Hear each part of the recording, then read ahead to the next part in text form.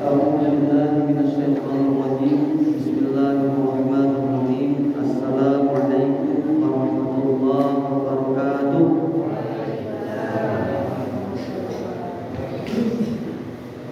Ibu udah makan, Bu? Belum? Kok nggak semangat jawabnya? Bapak udah makan, Pak? Udah. Alhamdulillah. Ini izinkan untuk menyampaikan sebuah pantun. Nanti berharap kita semangat pula jawabnya di pantun ini ya. Ini talam bukan sembarang talam. Cakep bilang.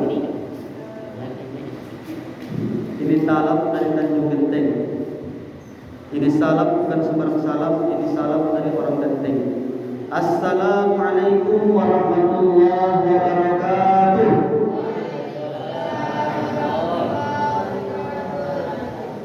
Alhamdulillah, alhamdulillah rabbil alamin, wa bihi nasta'in ala umuri dunya waddin.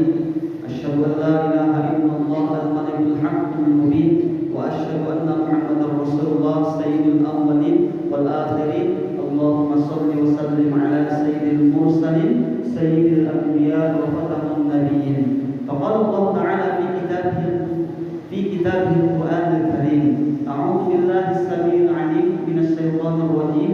Ya ayyuhalladzina amanu kutiba 'alaikumus shiyam kama kutiba 'alal ladzina min qablikum la'allakum tattaqun. Wa thumma qala Rasulullah sallallahu alaihi wasallam fi kitabihil hadits kam sha'imin laisa lahu min siyamihi illa wal 'atas. Shadaqallahul 'azim wa shadaqa rasuluhun nabiyul karim wa nahnu 'ala dzalika minasyahidin wasyakirin walhamdulillahi rabbil alamin. Yang sangat saya hormati Bapak Imam Desa apa namanya Pak? Ya, saya mau bilang tadi Sungai Buloh. Desa Sungai Buloh ya.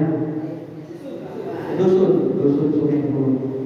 Kami jauh-jauh nih dari Karangbaru, udah keluar provinsi rupanya. Bukan lagi Aceh ya Pak ya. Udah daerah Sumatera Utara. Udah kecamatan Pangkalan Susu. Yang sangat saya hormati Bapak Kepala Desa. Kalau di sana Pak, kami bilangnya Pak Dado. Nah, di sini Kepala Desa kan. Saya khawatir sekali nanti kepleset jadi salah bilang pula. Takutnya bukan Kepala Desa, Kepala Dosa. Ini bahaya.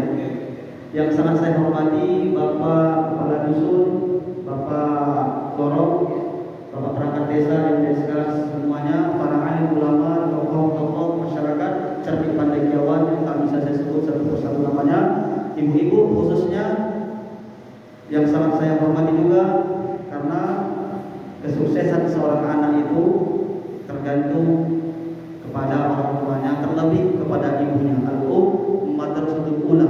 Ibu adalah sekolah anak yang pertama. Tentulah ibu-ibu sekalian yang sangat saya hormati, mudah-mudahan kita semua dimuliakan Allah Subhanahu wa taala. Amin. Amin ya rabbal alamin.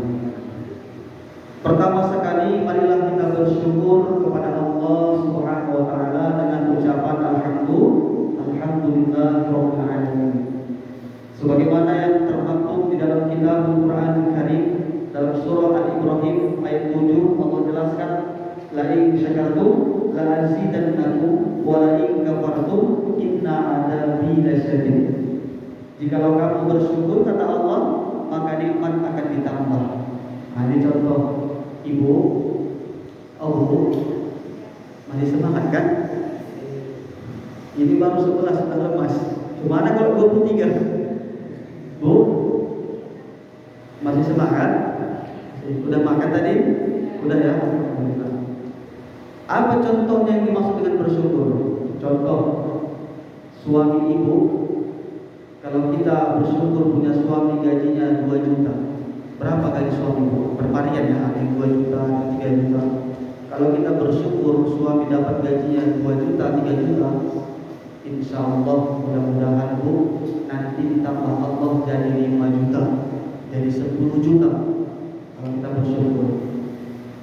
Dan kami juga bapak-bapak ini, kalau kami bersyukur punya istri 1, nanti ibu udah berpikir yang aneh-aneh. Bukan ditambah istrinya, tapi ditambah keberkahan di dalam rumah tangga. Inilah yang dimaksud la in syakartum la azidannakum.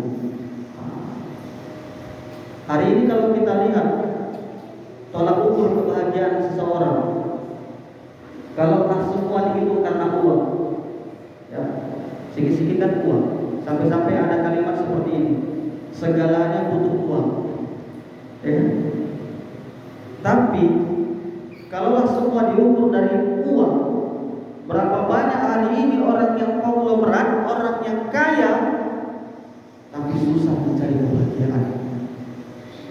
Berapa banyak hari ini orang yang punya duit banyak, yang punya harta melimpah, bahkan saking takutnya dia itu pakai pengawas lagi, pakai CCTV, pakai security, terbunyi sedikit kletek langsung bangunnya tidur juga aja dia. Apa itu? Padahal cuma kucing lewat. Belum tentu orang kaya itu bahagia. Dan berapa banyak hari ini orang kaya itu banyak hutang. Kalaulah tolak ukur kebahagiaan seseorang itu terletak pada jabatan, berapa banyak hari ini Pak yang punya jabatan belum tentu bahagia hidupnya. Ternyata Allah letakkan kebahagiaan itu pada orang-orang yang bersyukur. Jadi gimana caranya bersyukur itu? Bukan karena kita bahagia dulu baru muncul rasa syukur, bukan. Tapi bersyukur dulu baru muncul yang namanya bahagia. Nah, kali ini Ustaz bilang bersyukur Bu, jangan nanti salah dengar. Karena kejadian ini Bu, pernah kejadian serius Bu bilang. Di tempat lain, di bumi Allah yang lain, Ustaznya bilang bersyukur. Siapa yang bersyukur nikmat akan ditambah. Ibu sambil ngantuk di belakang dengarnya, siapa yang bersyukur nikmat akan ditambah. Selesai, pulang ke rumah disampaikan sama suami, mas, kata Ustaz, kita harus banyak-banyak bersyukur. Betul, iya. Suaminya pun percaya pula. Dibawa satu keluarga ke tempat tukang pangkas. Tok, assalamualaikum. Waalaikumsalam. Ada apa? Satu keluarga datang. Kiranya mau silaturahim. Kami mau pangkas sekeluarga. Dicukurlah dari rambut yang paling atas sampai rambut yang paling bawah. Habis kotak kumpul semua. Selesai. Terakhir kan mau makan yang susah. Tengok-tengok anak. Ibu nengok bapak kotak. Bapak kami lagi lebih kekeh kalau tengok ibu kotak. Bayangkan perempuan dan rambutnya. Itu kalau salah dengar. Mari kita intip sedikit apa yang dimaksud bersyukur di dalam kitab al-akhlaq yang dipelajari di pondok-pondok pesantren. Biasanya Pak, di kelas 1 mereka belajar yang namanya kitab akhlak. Nanti naik di kelas 2, mereka akan naik akhlak berikutnya kitab wasoya.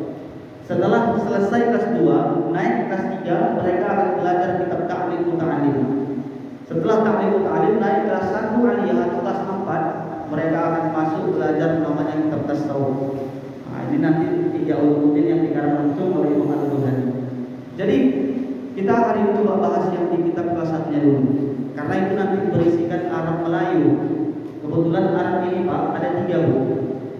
Ada 3 Arab ini. Yang pertama Arab Melayu. Apa itu Arab Melayu Ustaz? Arab Melayu itu tulisannya aja yang Arab. Tapi kalau bahasanya itu bahasa Indonesia Pak. Contoh huruf K, ada mim, mu, kamu. Nah, itu yang pertama Arab Melayu. Di kitab akhlak ini Arab Melayu.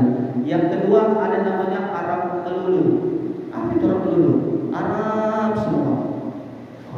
Al-Quran itu Arab semua kan. Bahkan kitab-kitab kayak Bajuri, kayak Kawaki, Ta'lim Muta'alim itu Arab Melulu itu. Gak ada barisnya Bu. Yang ketiga ada namanya Arab Maklum. Apa itu Arab Maklum? Kalau gak pandai ngaji, maklum kita gitu. Jadi di Arab Melayu ini, di pelajaran akhlak ini dijelaskanlah yang dimaksud bersyukur itu bagaimana. Pada pasal yang pertama, adik-adik, halo adik-adik, kemana adik-adiknya Pak? 1, 2, 3. Udah pulang Pak ya? Padahal Ustaz mau kasih hadiah ini yang bagi yang bisa menjawab kuis. Tapi itu nggak apa-apa. Yang sedikit ini berarti rezeki kalian yang bisa menjawab ya. Nanti ada hadiah. Nah, di dalam pasal yang pertama dijelaskan pada keterangan kitab Allah Ta'ala, ketaatan pada Allah Subhanahu Wa Ta'ala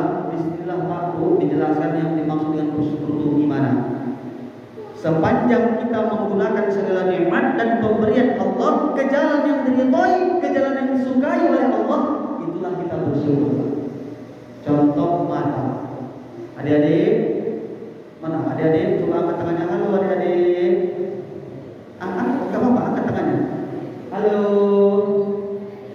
Kalau ditanya halo, jawabnya ya bisa ya. Halo. Hai. Ya, sekali lagi ya. Halo. Halo, halo, hai. Halo, halo, halo, halo, halo, hai. Ya. Mata ini apa gunanya adik-adik? Untuk mengintip. Untuk mengintip tak boleh? Oke. Boleh mengintip. Boleh Ustaz, boleh. Mengintip yang baik-baik, mengintip Al-Quran. Contoh nikmat mata ketika kita gunakan mata untuk memandang yang baik-baik, memandang yang mengandung pahala, sepanjang itu mata kita pakai, selama itu kita termasuk orang yang bersyukur. Melihat apa yang mengandung pahala, adik-adik, melihat wajah kedua orang tua. Makanya kalau mau merepet, kau tahankan itu. Kau tengok matanya, jangan kau buka kamu. Tengok, ini enggak. Kamu mau enggak kejut. Jangan, ya. Melihat yang baik. Melihat yang bagus. Melihat yang baik. Apalagi melihat wajah orang tua sudah, melihat wajah istri Pak. Istri sendiri Pak, bukan istri orang. Melihat wajah istri sendiri mengandung pahala. Dan suami juga Bu, suami sendiri berpahala itu. Melihat apa lagi yang mengandung pahala, yang dihitung oleh Allah sebagai tanda bahwasanya kita bersyukur, melihat Al-Quran. Maka cocok di bulan puasa ini banyak-banyak kita tadarus, banyak-banyak kita ngaji. Rasul tak katakan alif lam mim satu huruf, tapi alif satu huruf, lam satu huruf, dan mim satu huruf. Ketika kita baca dengan penuh penghayatan, kita baca dengan penuh keikhlasan, kita baca dengan tatanan aturan sesuai dengan tajwid bahasa hurufnya, sepanjang itu kita hayati bacaan kita, insya Allah dilipat gandakan oleh Allah berlipat-lipat ganda lagi. Apalagi di bulan Maghfirah, bulan penuh ampunan, bulan yang penuh dengan keberkahan, bulan suci Ramadan. Pahala yang biasa kita dapat di bulan biasa, di bulan Ramadan dilipat gandakan. Coba ibu, pernah nggak ibu ngaji sambil nangis dulu? Karena sakit menghayati. Ustaz, saya nangis kalau ngaji. Kenapa Bu? Nggak nampak lagi barisnya Ustaz. Aduh, ini lain cerita. Tapi coba kita nangis sambil menghayati bacaan kita. A'udzu billahi minasy syaithanir rajim. Bismillahirrahmanirrahim. Wadduha wal laili idza saja. Ma wadda'aka rabbuka wa ma qala. Nangis. Kawan di sebelah pun nangis. Kenapa nangis? Ibu keinjak katanya. Lain cerita kalau itu. Ibu bapak sekalian yang dimuliakan Allah Subhanahu wa taala, melihat apa lagi yang mengandung pahala? Melihat wajah ustaz. Ini tidak saya berpahala ini. Dan saya pun melihat bapak ibu semua berpahala. Ya kan pastilah kalau orang ceramah itu kan pengennya kita juga ditatap kan, adanya tatap muka, saling tatap muka. Kadang-kadang saya pribadi Pak, kalau misalnya ada yang ceramah nggak ditengoknya kita, jengkel saya itu. Iya serius saya bilang. Ya kan? Macam orang ajan. Aneh kadang ajan itu. Hayya 'alas shalah, sambil tutup telinga dia gini ha. Dia pengen suaranya didengar sama orang, tapi dia sendiri tutup kuping. Gimana coba? Ya kan? Tapi ternyata mereka bukan tutup telinga Pak. Mereka itu menekan ini sedikit biar napasnya terasa lebih panjang nanti.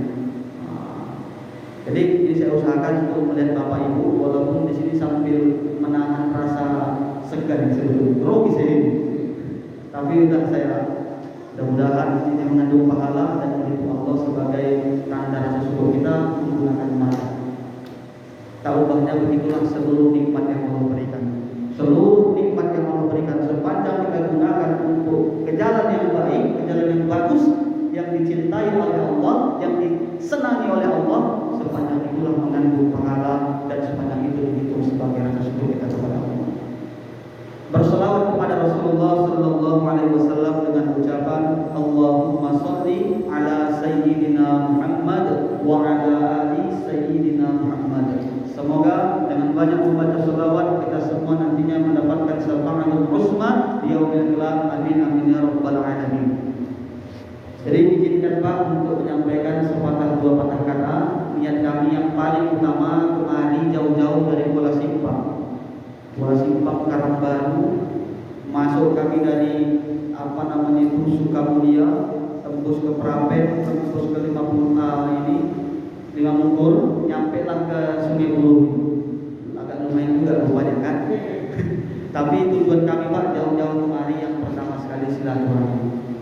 Tak sanggup saya untuk mengajari, apalagi mengguri Pak. Kayak gitu Pak. Niat kami kemarin untuk silaturahmi. Dan syukur-syukur mudah-mudahan berkat perjumpaan kita kali ini terjadinya hubungan Pak. Saya doakan Bapak dan Ibu semua, Ibu doakan saya juga. Mudah-mudahan nanti mati kita dalam keadaan husnul khatimah. Sesuai sama doa kita, Allahumma hawwin alaina fi sakaratul maut. Biar ringan kita menghadapi sakaratul maut. Jangan diambilkan untuk besok. Besok masih ada yang terus sama saya kan. Ibu Bapak sekalian dimuliakan Allah Subhanahu wa taala, izinkan kami untuk menyampaikan sepatah dua patah kata terkait bulan suci Ramadan yang kami kutip dari kitab suci Al-Qur'an dan kami coba amalkan hadis Nabi yang berbunyi balighu anni walau ayatan, sampaikan dari cuma satu ayat. Dalilnya dari surah Al-Baqarah, surah yang kedua. Yang pertama ada surah Al-Fatihah, yang kedua ada surah Al-Baqarah pada juz yang kedua. Ayat yang ke-183. Inilah nantinya merupakan dalil utama landasan hukum mengapa kemudian berpuasa itu diwajibkan Allah. Bunyinya a'udzu billahi minasyaitonir rajim. Bismillahirrahmanirrahim. Ya ayyuhalladzina amanu kutiba 'alaikumusiyam kama kutiba 'alal ladzina min qablikum la'allakum tattaqun. Setidaknya ada 3 poin di situ. Poin yang pertama dibuka dengan kalimat ya, yaitu adalah harful nida, huruf munada, panggilan untuk seluruh makhluk, baik yang di timur, yang di selatan, yang tua, yang muda, yang tinggi maupun yang pendek, yang mancung maupun yang pesek, yang tepos maupun yang tongge, yang ganteng kayak saya maupun yang jelek, yang langsing maupun yang langsung, semua kena seru oleh Allah. Ayyuhalladzina amanu, wahai orang-orang yang masih memiliki keimanan. Karena kan iman manusia ini Pak kadang naik, kadang turun. Kadang naik setinggi-tingginya, kadang separuh, kadang turun serendah-rendahnya. Beda itu dengan imannya malaikat. Dari yang dulunya tinggi-tinggi terus. Apalagi iblis. Iblis dulu memuncak setinggi-tingginya. Iblis itu ternyata sebutan, bukan nama asli. Nama asli iblis itu malaikat Azazil Pak. Diciptakan dia dari sebangsa jin, diciptakan dia daripada api. Selama di dunia 70.000 tahun, di mana kita bisa lihat salah satu kitabnya Ulumul Nasihin. Walaupun banyak hadis dhaif di situ, tapi bisa kita jadikan sebagai motivasi. 70.000 tahun di bumi ini tidak ada satu tempat yang tidak dijadikan tempat sujud sama iblis itu. Naik ke langit pertama 70.000 tahun dulu, sampai ke langit ke-7, naik ke surga, menjadi guru sebagian dari para malaikat. Hanya karena satu kesalahannya yang tadi coba kita baca ayatnya, wa idwa adna wa idna lil malaikati isjudu li adam fasajadu illa iblis. Ternyata iblis ini adalah gelar. Kalau di Arab ya, orang bilang angkat dulu pakaian itu. Itu bahasa Arabnya irfa, tidak di malabis. Atau hudud malabis.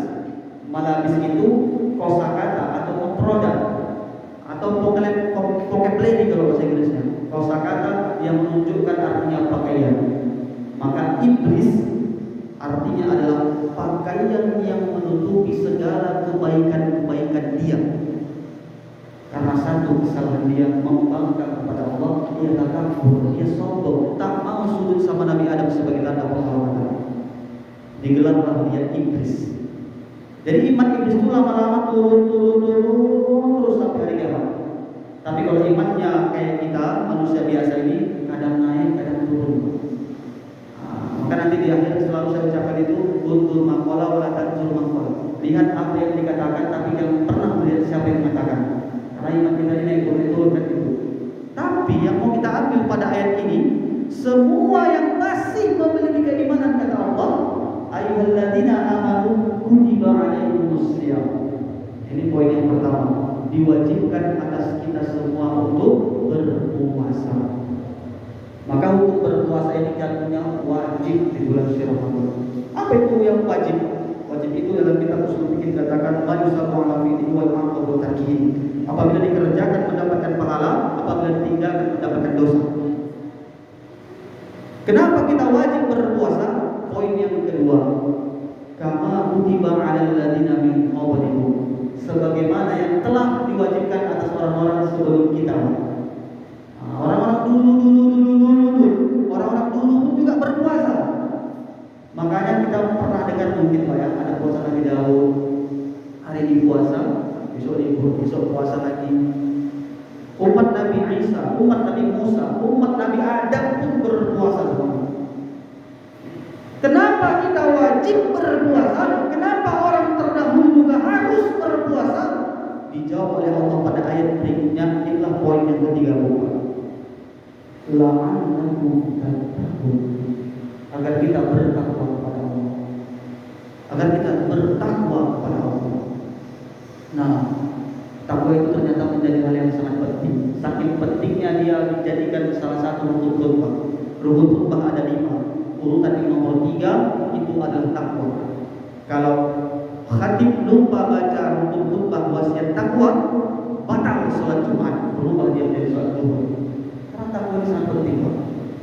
Tapi mari kita intip sedikit perkataan salah satu profesor doktor cendekiawan muslim yang bernama Profesor Abdul Aziz Ismail. Dalam salah satu karya ilmiahnya, dalam satu kitabnya, ia mengatakan ternyata puasa ini sangat bermanfaat untuk kesehatan kamu. Nama kitabnya nanti bisa dilihat, Al-Islam wa Tibul Hadis. Apa manfaatnya? Bisa mencegah kita dari berbagai macam penyakit. Contoh, ini ada tahu. Ini air minum pula kan, tapi kita pemakan ya. Ini contohnya apa? Bu, ini ini kita contohkan tahu kan gitu. Ini contohnya apa Bu? Air minum, air minum.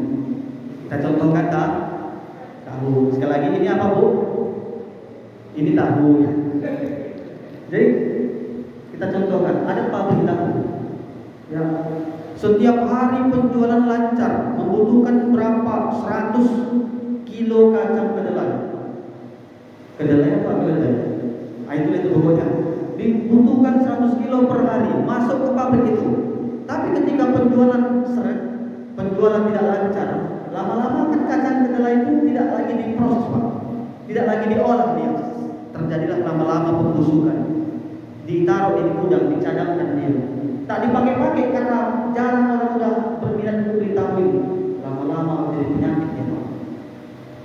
Ternyata kurang lebih seperti itulah obatnya badan kita. Selama 11 bulan, apapun yang kita makan, apapun yang kita konsumsi, masuk ke mulut sampai ke dalam perut. Di perut ini dicerna dia. Tapi tidak semua setelah dicerna itu diambil oleh tubuh, diambil oleh badan kita. Karena biasanya tubuh kita hanya mengambil apa yang diperlukan saja, apa yang dibutuhkan saja. Selebihnya terjadilah dia taruh ke gudang. Bahasa kita itu terjadilah penumpukan di badan. Kalau nggak asam berarti lemak. Ini kalau dibiarkan terus nggak diolah-olah, disinilah asal muasal penyakit. Makanya penyakit ini berasal dari perut. Bapak Ibu sekalian dimuliakan Allah, selama 11 bulan apa yang kita makan, apa yang kita minum masuk dalam tubuh, tapi tidak semua diproses. Di bulan puasa inilah 30 hari, mulai dari sahur sampai nanti berbuka, kita nggak ada satu pun masukkan makan dalam mulut. Jadi gimana caranya bertahan hidup? Diambillah yang cadangan dalam tubuh kita ini, diproses dia, masuk dia. Itulah nama, makanya Ramadan itu dikatakan bulan pembakaran. Kalau ibu pergi sama bapak ini ke rumah sakit misalnya kan, orang kalau mau operasi itu suruh puasa dulu kan. Ternyata metode puasa ini pun juga dipakai oleh metodenya di luar negeri sudah. Kalau ada penyakit yang tak jumpa lagi jalan untuk penyembuhannya gimana, disuruh puasa dan ternyata sembuh. Banyak penelitian. Maka segala sesuatu yang wajib ini ternyata ada manfaatnya untuk kita. Nah, Bapak Ibu sekalian yang dimuliakan Allah Subhanahu wa taala, kemudian izinkan kami membacakan sebuah hadis sebagai penutup karena kami pun mau pulang lagi kan ke Pulau Simpang. Hadis ini berkaitan dengan sesuatu yang sangat bermanfaat untuk kita semua. Mudah-mudahan kami hanya menyambung lidahnya baginda yang mulia Rasulullah SAW yang pernah dulu semasa hidupnya beliau katakan seperti itu. Idza matal insan. Dalam hadis lain, idza matal ibnu Adam. Apabila mati anak keturunan cucu Adam, apabila mati manusia, siapa yang tak mati, Pak? Orang kaya mati, orang miskin mati, raja-raja mati, ustaz. Segan-segan dia bilangnya, ustaz juga mati, ibu semua, bapak semua mati. Kita jangan giliran aja. Tapi kata Rasulullah, idza matal insan, apabila mati anak Adam, semua amal ibadahnya akan terputus. Salat kita terputus, puasa kita hari ini terputus, ngaji kita terputus. Ada juga yang bakal ngadir ternyata pahalanya kata Rasul, illa min talatin, kecuali 3 perkara. Yang pertama namanya sedekah jariyah. Apa itu yang dimaksud dengan sedekah jariyah? Contoh. Ini kan ada aqua ini. Siapa yang belikan ini? Oh, ternyata tadi bapaknya Fitri yang belikannya. Masya Allah. Ini contoh. Bismillahirrahmanirrahim.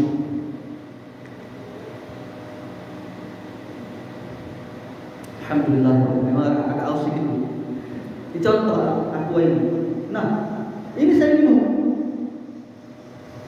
Nanti setelah pulang ke rumah besok saya bawa lagi untuk safar Ramadan, saya bawa lagi ceramah, saya bawa ngaji. Karena kan udah benar lagi dalam tubuh. Selama saya bawa yang baik-baik, selama itu pahalanya ngalir kepada bapak yang memberikan. Nah, ini yang dimaksud sudah terjadi. Makanya kan saya bawa tas ini. Mana tahu ya kan? Ada yang mau sedekah gitu Pak. Bapak Ibu sekalian dimuliakan Allah Subhanahu wa taala. Udah Pak, enggak usah khawatir Pak. Saya enggak mikirkan itu Pak. Iya, demi Allah dan Rasulullah, setiap saya dapat upload, mau ceramah dimanapun, ceramah Israel, ceramah Maulid Nabi, kemanapun saya ceramah, demi Allah, demi Rasulullah, upload itu nggak saya butuhkan, saya butuh itu. Ya, kalau isinya urusan saya, buat serius, karena guru kami mengajarkan itu dulu, jangan kamu berdakwah itu seperti air keran, air keran itu Pak, tunggu diputar tunggu dia. Baru keluar isinya. Tapi berdakwahlah seperti air hujan. Enggak kenal tempat. Mau tempat yang subur, mau tempat yang tandus, mau lautan sekalipun udah turun sama rata disiram. Artinya apa? Bukan itu tolak ukur kita. Saya insya Allah hari ini mudah-mudahan beberapa pernikahan, alhamdulillah kita syukur. Kadang ada yang nggak ngasih, ya alhamdulillah. Karena begitu Pak lain ada rezeki kita. Cuman kan kadang Pak, beratnya kita pas sampai rumah kita sama istri. Bang dapat berapa Bang? Ini yang berat dijawab. Bapak Ibu sekalian dimuliakan Allah Subhanahu wa taala. Sedekah jariyah. Apalagi contohnya ini pesan ini. Siapa yang berikan ini? Alhamdulillah dengan ada di pesan nyaman kita beribadah. Saya jadi imam tadi alhamdulillah enggak kalah berkeringat basah. Selama kipas angin itu masih dipakai oleh orang untuk beribadah, selama itu Allah akan terus mengalir. Makanya ada juga ternyata harta yang bisa kita bawa. Memang betul harta itu kan dibawa sampai mati Pak. Bu, ada emas ibu di rumah. Jujur Bu,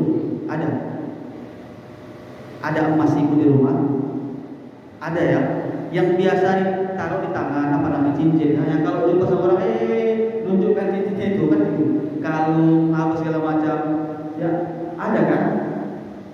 Kalau ibu mati, mohon maaf bukan mendoakan. Ini kalau ibu mati, mas ibu sama siapa dia? Sama anak penting. Kalau nggak diambil sama bapak dipakai untuk kawin lagi gimana? Ibu bapak sekalian mendengar Allah.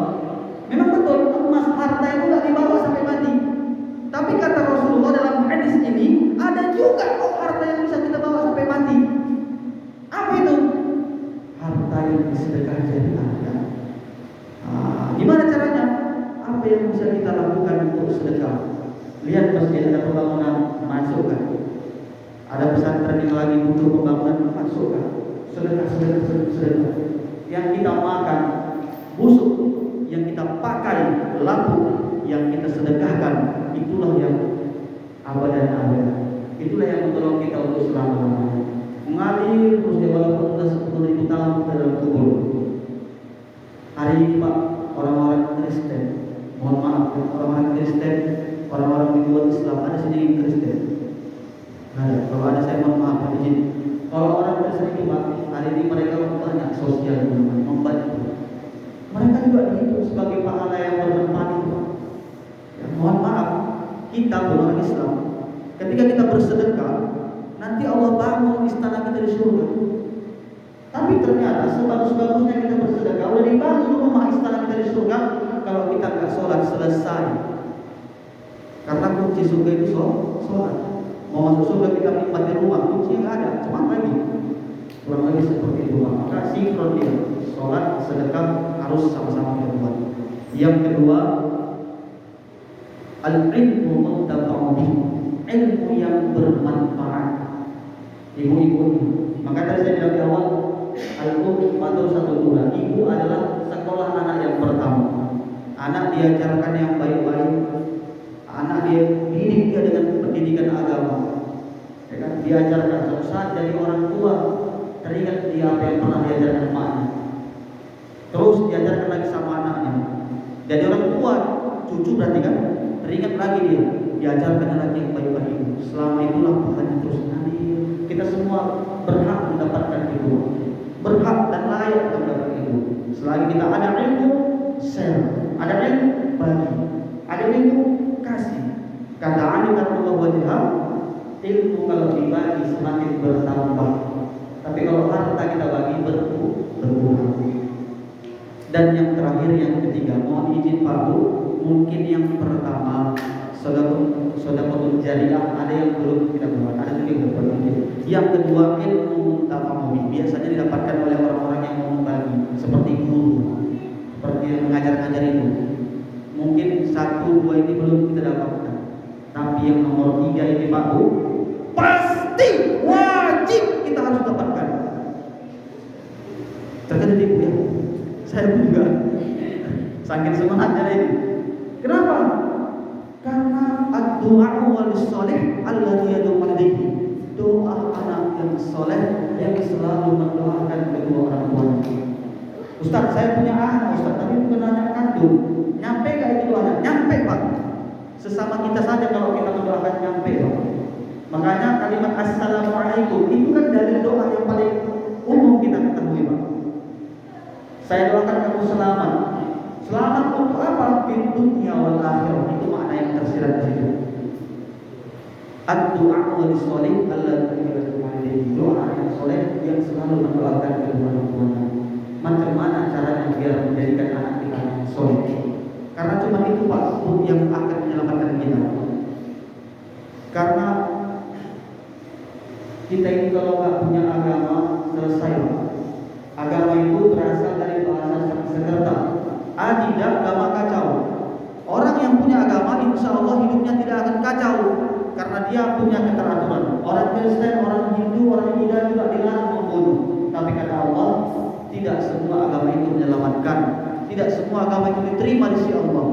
Inna din 'indallahi al-Islam. Sesungguhnya agama yang diterima di sisi Allah hanyalah agama Islam. Masukkan dia pendidikan agama. Gak sanggup kita, gak mampu kita karena kesibukan kita bekerja, karena minimnya keilmuan kita, panggil ustaz, panggil kiai. pesantren. Di Tamiang itu Pak Bu, ada 58 pondok pesantren sekarang. Dulu saya Pak, nggak mau saya masuk pesantren. Tamat saya sekolah SD, ditanya sama gurunya mau kemana? Saya mau sekolah SMP.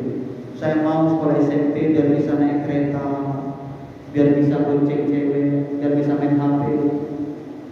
Ya kan? Tapi mak saya bilang tidak, kau gak akan dimasukkan ke sekolah SMP. Dimasukkan saya pesantren. Pak dulu kita ini masih sini Pak pesantren. Hampir kita bilang hampir gak ada. Di sekolah kan saya jauh di Purwakarta, Mustafa yang Purwakarta, Kecamatan Kasuari Merapi, Kabupaten Madinah Natal. Jaraknya dari sisa 1 malam 1 hari. Sengaja saya ditaruh di tempat yang jauh. Kalau dekat saya kabur. Alhamdulillah Pak Bu, berkat didikan mak saya itu, saya nggak menyesal hari ini. Nggak ada penyesalan saya. Saya senang. Karena memang itu ternyata yang diinginkan orang tua itu, jadikan anak yang soleh. Mak saya baru meninggal bulan 2 tanggal 3 kemarin. Itu usia masih sangat muda, umur 52 tahun meninggal. Tapi alhamdulillah kami semua anak-anak yang sekolah di pesantren ini yang mensolatkan dia, yang memandikan dia. Coba saya tanya, ini kita dari hati ke hati bicara. Rela ibu kalau ibu meninggal bila lumayan memandikan? Kalau saya jadi orang tua saya nggak ikhlas, nggak mau saya. Dengan Pak, bapak mau bapak orang lain yang mandikan bapak. Kalau bapak ada meninggal, pasti pengen kita anak kita. Karena apa? Dari kecil kita mandikan dia sampai bisa mandi sendiri. Dari kecil kita pakaikan dia baju sampai dia bisa pakai baju kita sendiri. Masa bisa terakhir orang lain yang harus pakaikan baju terhadap kita? Orang lain yang harus memandikan kita? Di mana baktian? Makanya masukkan dia ke pondok pesantren. Insya Allah di pondok pesantren mudah-mudahan jadi anak yang soleh. Tapi Ustaz, ada juga kok yang tamat pesantren enggak jadi. Apa bedanya dengan kita masukkan orang ke rumah sakit Pak Bu? Enggak semua orang yang masuk ke rumah sakit itu sembuh kan? Mak saya 2 bulan masuk rumah sakit meninggal. Tapi setidaknya udah ada usaha kita kan itu ini Pak. Suatu saat ketika Allah tanya kita udah bisa menjawab. Suatu saat ketika anak itu jauh mana-mana dia mau pergi sejauh apapun, kalau mau pulang udah tahu jalan balik. Kenapa? Udah ada dasarnya. Enggak semua harus jadi ustaz. Saat anak itu tahu dari pesantren kalau kita pikir dari ustaz salah, enggak harus. Dia mau masuk mana silahkan. Artinya apa? Seperti hadis Pak. Rasul katakan kalau anakmu udah umur 7 tahun suruh sholat. Umur 10 tahun enggak mau sholat, pukul. Tapi pukul yang mendidik sifat anak itu. Artinya apa? Dari sini kita ambil keilmuannya. Anak itu kalau tamat SD, enggak pala harus tanya, mau masuk mana habis ini? Masukkan aja langsung ke pesantren. Nanti setelah tamat dia, baru kita persilahkan dia mau jadi apa. Karena nalar anak di umur segitu, dia kalau kita itu lebih banyak menerima pengaruh kawan. Belum ngerti dia. Bapak Ibu sekalian dimuliakan Allah Subhanahu wa taala. Kurang lebih itulah yang bisa kami sampaikan. Sekali lagi bukan bermaksud mengajari, bukan bermaksud menggurui, tapi ini menyambung silaturahim yang pertama, yang kedua menyambung penyampaian Rasulullah SAW. Balighu anni wa ayatan, sampaikan dari walaupun cuma 1 ayat kata Rasulullah SAW. Karena apa hari ini yang sangat kita sedihkan anak-anak ini biasanya faktor yang dapat berubah anak itu 3. Faktor keluarga yang pertama, yang kedua faktor pendidikan sekolah. Kalau kita tanya hari ini di mana sekolah yang tak bagus, pasti bagus. Sepanjang mereka belajar, sepanjang ada guru yang mengajar, sepanjang tatanan aturan masih dijalankan bagus. Dan keluarga mana yang tak bagus?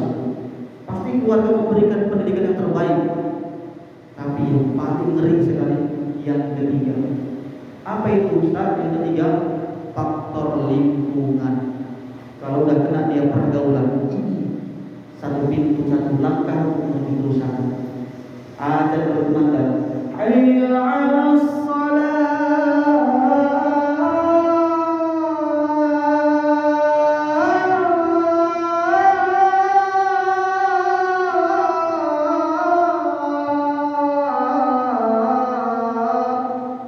dia main HP.